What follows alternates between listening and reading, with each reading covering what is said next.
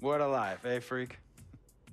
1 minute you're playing 21 and horse on the courts in Harlem, and the next moment you're in the showroom, configuring the gunmetal and graphite exterior of your luxury car and your iPad mini. Oh, I bet you get a crazy crowd when you drive that car around the block in the old neighborhood, huh? Yeah, I'm living the dream. Mad pandemonium. But folks from back around the way are real proud of me. Yeah, I hear you. Local kid makes good.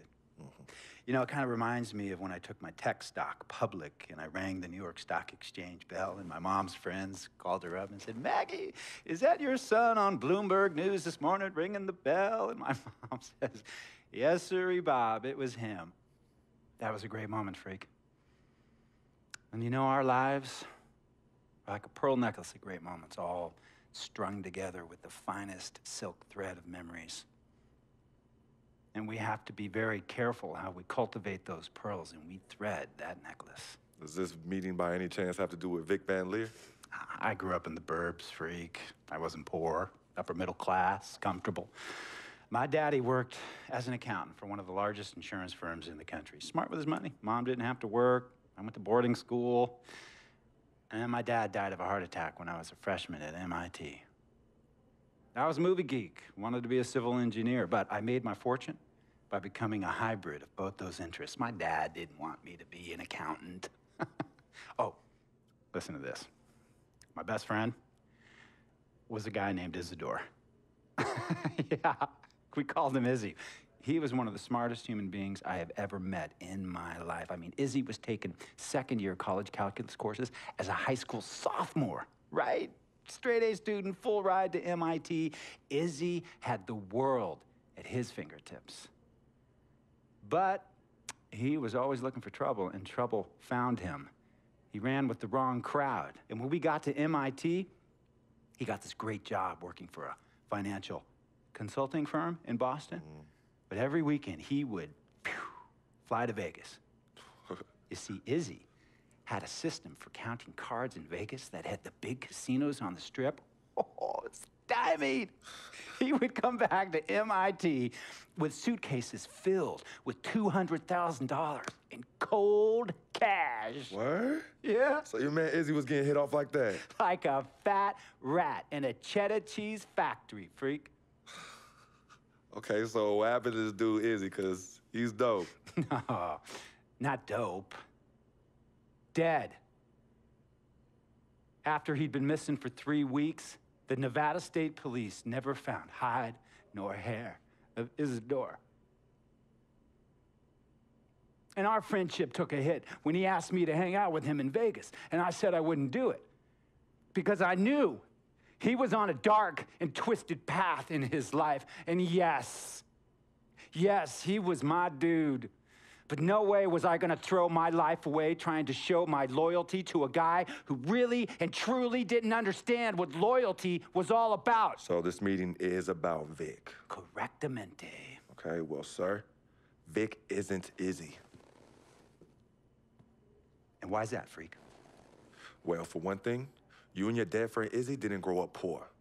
Me and Vic grew up in a neighborhood where we had to look over our shoulder every 2 seconds to make sure nobody was going to walk up on us and rob us. True. Izzy and I did not grow up in the hood. But we, like you, thankfully grew up in a 2-parent household. But even that wasn't enough for Izzy. He wasn't satisfied. He was always looking for a 5-alarm fire when he already had the warmth and comfort of a loving family. This is not about class warfare, freak. This is about the consequences of making bad choices and risking it all when you feel like you have nothing to lose. Vic is like a brother to me, sir. But you shouldn't be Brother Vic's keeper, freak. Would a brother go looking for trouble and put your career and your livelihood at risk by getting into fights at nightclubs and seedy after-hour joints and then scream to the media, "Yeah, it's all good, I'm an FOF, friendo freak. It's all misunderstanding. Y'all be haters, don't hate my game." I don't think a brother would do that to someone they really cared about, but a guy who looked at you like a meal ticket would. No. See, you don't understand Vic. Really? I don't understand. No.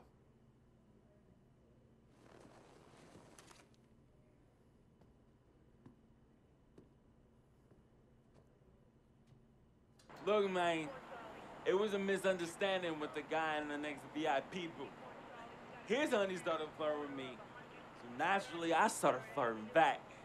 Next thing I know, Captain Cornball's off my grill piece beefing. Next thing he know, he got a 2-piece and a biscuit on his left eye. Hey, I don't know who hit him, and it damn sure wasn't me.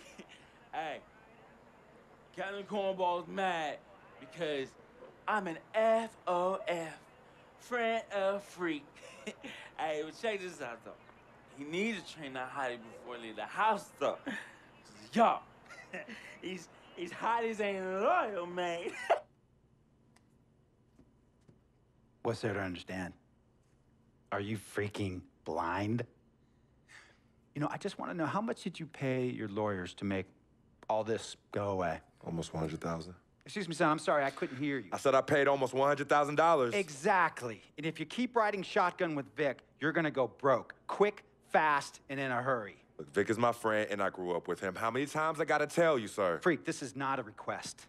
I am not asking you to do this. I am telling you to do this. And the first order of business is that Mr. Vic Van Leer is banned from traveling with you on the road. Vic is banned from the locker room. And Vic is banned from this arena. And if I catch this guy, Vic, in or anywhere near the facilities, Mr. Vic Van Leer will be arrested for trespassing. Are you serious, sir? Brother, I'm as serious as cancer. We all know that can be deadly.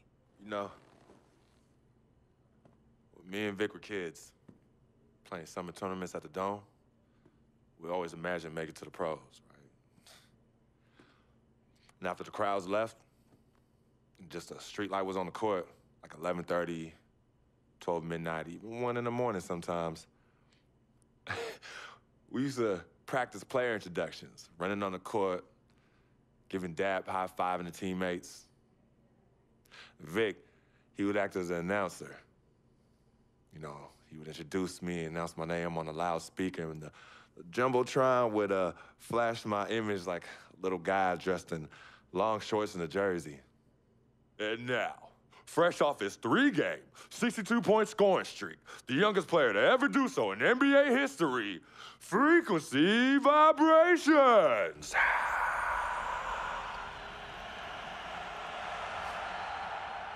So me and Vic would sit in those empty bleachers at the Dome and dream like nobody's business. And now I'm living a dream.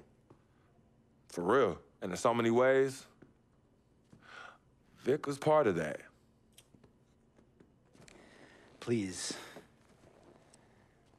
listen to me. I mean, I know this guy's your dude from way back. Look, me and Vic go way back like the front seats of a '67 Cadillac. That's good. We go way back. Did you say front seats? Front seats of a '67 Cadillac. We go way back like the front seats of a '67 Cadillac. Well, do you have any crickets? I'm gonna be the hit once again at Herbie Allen's Sun Valley Shindig because my fellow billionaires love it when I walk and talk that talk. So that almost sounds... No, let me tell you exactly what it sounds like. I respect, admire, and most importantly, love you as a human being and a role model. But I pay you a lot. And I mean, I pay you a lot of money to play for my team. And I am in this game to win it. And you can't win it with an albatross around your neck like Vic. So Vic is done. History. And here's some more lingo that I picked up from a former megastar who used to play for me several seasons ago. Thought I would never release him until I did. And now he's the 6th man on a struggling team in Venice. And yeah, I'm talking Venice with the canals and the gondolas and Harry's bar, not the street ballers next to the fortune tellers on the beach in Cali. This guy used to tell me when he thought there was a player destroying our team, don't be a hero, cut that zero. And that is what I am telling you about Vic, freak. Don't be a hero, cut that zero. The only thing Vic brings into your life is headache. and unwanted and unnecessary negative attention, and it will begin to affect your mindset. And when it affects your mindset, it's gonna affect your play. And when it affects your play, it's gonna affect my team. And when it affects my team, it's gonna affect my money. And if it affects my money, Google Translate will become your new freaking friend. I want a championship ring, freak, and I want you to help me get that ring. And banners after banners hanging from the rafters in this arena. So, freak, hear me clearly and hear me good. V-G-G, Vic, gotta go!